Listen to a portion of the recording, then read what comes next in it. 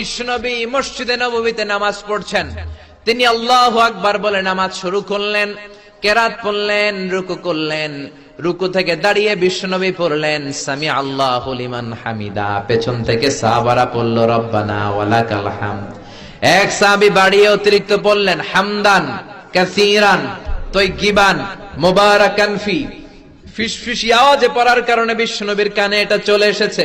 নামাজের পর বিশ্বনবী বললেন, আমি রুকু থেকে দাঁড়িয়ে পড়েছি সামি আল্লাহু লিমান হামিদা, তোমরা পড়ার কথা ছিল শুধু রব্বানা ওয়ালাকাল হামদ, কে যেন একজন ফিসফিস আওয়াজে পড়েছো হামদান কাসীরান তাইয়িবান মুবারাকান ফি। কে পড়েছো? দাঁড়াও। কোন সাহাবী দাঁড়ায় না, ভয়ে। বিশ্বনবী অভয় দিয়ে বললেন, কিছু বলবো না, কে পড়েছো? দাঁড়াও।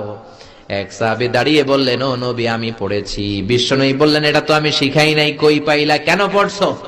সাহাবী বলে, নবী গো, আল্লাহর তাসবিহ অল্প পড়লে আমার পোষায় না, এই জন্য আমি একটু বাড়িয়ে পড়েছি। আল্লাহু আকবার।